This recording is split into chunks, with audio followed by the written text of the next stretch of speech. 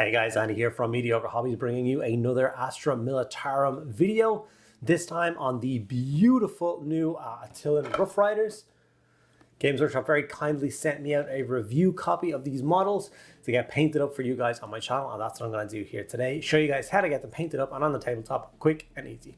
Before I get into the video, I just want to say a huge thank you to all of my active patrons. Without you guys, I wouldn't be able to keep the lights on and the cameras rolling. If you're on the fence about joining my Patreon and want to know some of the benefits to doing so, the best two benefits I can think of are a private Discord server where you get to talk to me on a daily basis about your hobby.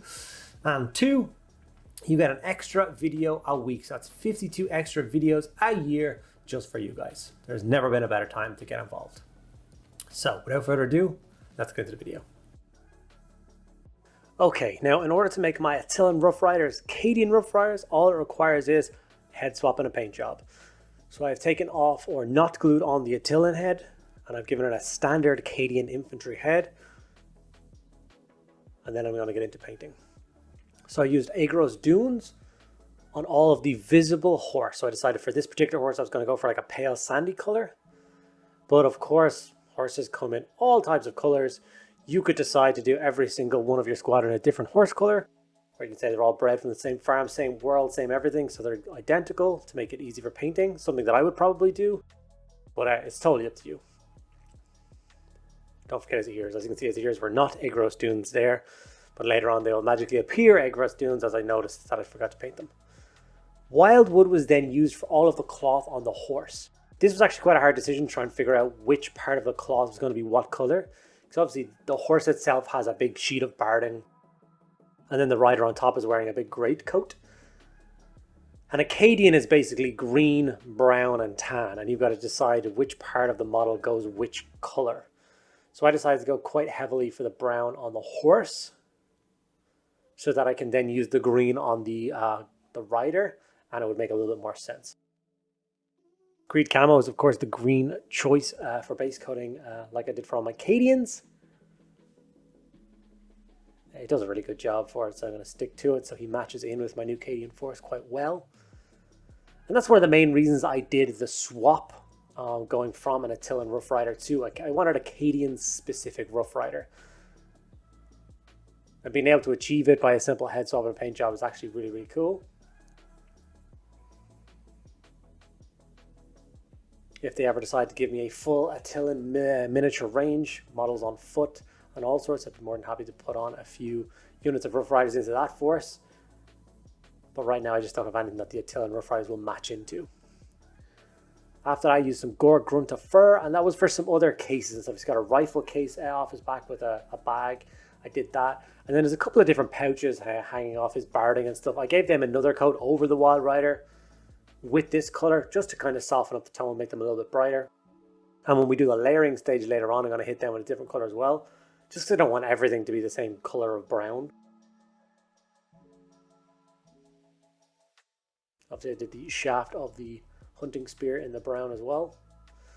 Black Templar contrast was then used for any of the black details. So he's got his riding boots, so black leather boots. And then there's another spot or two around the miniature where you could do with adding just a small bit of black. There's not too many though, to be fair. Gulman flesh was used to very quickly put a coat on his face, which is the only thing visible, a tiny part of his face. The rest is completely covered up.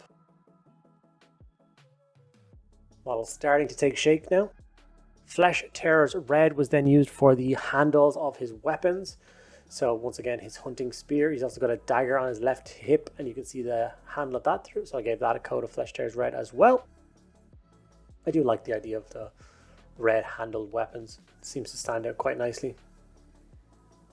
After that, it's time for lead belcher. And this is a stage where you're not going to need to take your time and try and get every single part. Like there are so many little buckles and rings and stuff that come off barding on a horse. I need to get each and every one of those done with a coat of silver, plus the rest of the hunting spear. Any aquillas and stuff that are on the miniature are going to go silver. I know you could do these parts in gold, but I imagine these being like massed ranks of Rough Riders charging like 1,000 strong, charging to enemy guns, getting gunned down for the most part. But enough making it to make a difference. I just don't see them being this like ornate thing. So I think cold steel works better for the symbols.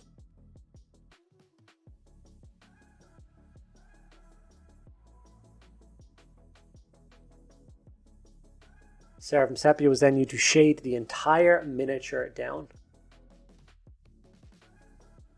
I was confused when I first saw these miniatures as to why they were wearing the barding, like why a model in the Fortress of Millennium would have kind of that kind of barding style thing on a horse, until somebody pointed out that the spear tip explodes in the horse's face, and it's probably basically like a heavy leather jerkin to stop shrapnel. That's why his eyes are covered, that's why his front legs are so well armored. Basically, when the grenade goes off a foot in front of the horse's face, it's to protect him as much as possible, and it all just made sense then. So okay, time to layer the model up after the shade has dried. So we're going to use Zandri Dust to layer up all of those tan parts, which is mainly the horse and the gloves of the rider. Once again, when you're layering, don't forget his ears, like I did it again.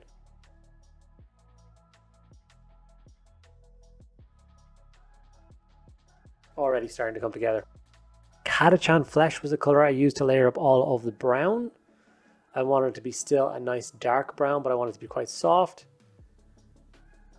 And I wanted to be able to highlight up such a dark base coated brown and have it stand out without making it super bright, like not without going to like a Mournfang Brown or anything like that. So Catachan works perfectly for that. All you want to do is take your time and hit the raised parts of the all the higher parts of the folds, and leave all of the shadow and shade nice and dark.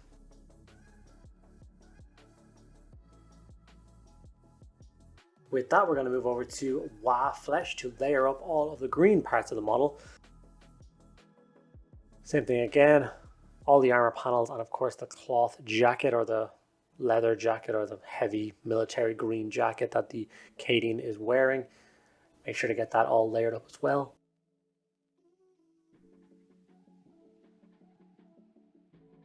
This model did seem quite daunting when I first assembled it. With just the amount of different bits and pieces on him, I thought it was going to take me hours and hours to paint it. And I was worried that I wouldn't be able to show you guys a quick and efficient way of doing it. But that's just not the case. It's not actually as bad. Once you start breaking up things with the different base coats, it all kind of comes together.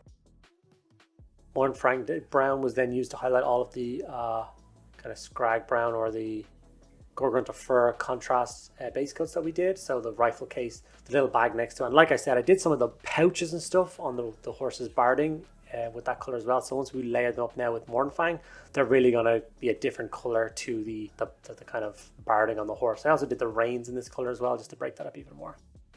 Going back to Lead Belcher to lighten up those metallics again.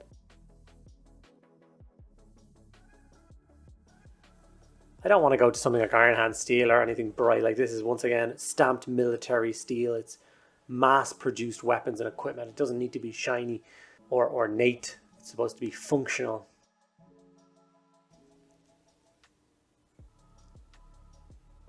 Cadian Fleshtone was then used to highlight his face. A very quick and easy step. Takes about 2 seconds. And with that, we have a finished Cadian Rough Rider. I need to get my hands on another box, so I have a squad of 10 and get the other 9 all painted up and ready for the tabletop. Absolutely delighted how this turned out.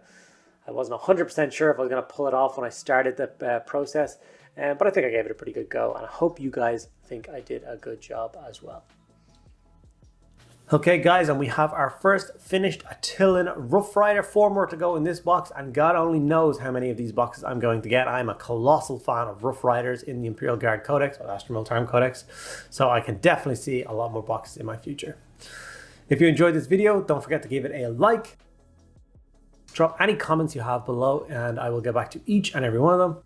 If you're not already subscribed to my channel, it would mean the world to me if you took 2 seconds out of your day and hit that subscribe button. And like I said at the beginning of the video, check out my Patreon with all the links below.